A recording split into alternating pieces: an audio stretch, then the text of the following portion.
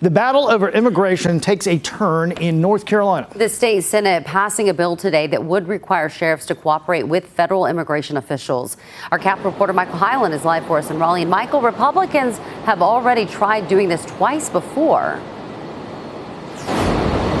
Right now, they say this has reached a critical mass, and also they have the votes at this point to override Democratic Governor Roy Cooper. So they are pressing forward with this as immigration plays a key issue in this year's election. Republicans in Raleigh are pushing back on Democratic sheriffs in some of the state's largest counties. Those sheriffs have refused to cooperate with Immigration and Customs Enforcement, or ICE. They campaigned on that issue, saying they're trying to build trust in the immigrant community. I think that the public clearly sees the effect of President Biden's broken border and the dangers that exist. A bill the Senate passed Thursday would force sheriffs to honor requests by ICE to detain someone for up to 48 hours if they're arrested for a serious crime and suspected of being in the country illegally. Democratic Governor Roy Cooper has vetoed similar legislation in the past, saying it's unconstitutional. This bill challenges the very core of our values. Ileana Santillan leads the advocacy group El Pueblo. She's concerned the bill will have a chilling effect on victims of crimes being willing to work with investigators. So I think that it just, adds another layer of stress and fear for community members who are suffering from domestic violence.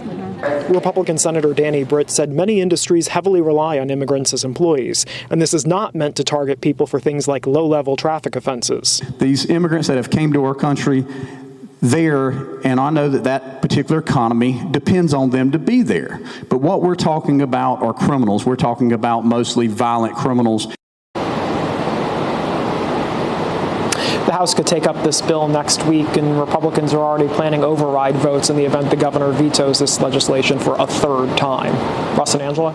Well, let's talk a little bit, too, about the people who actually have to execute this law if it goes through. What are we hearing from sheriffs about this, Michael?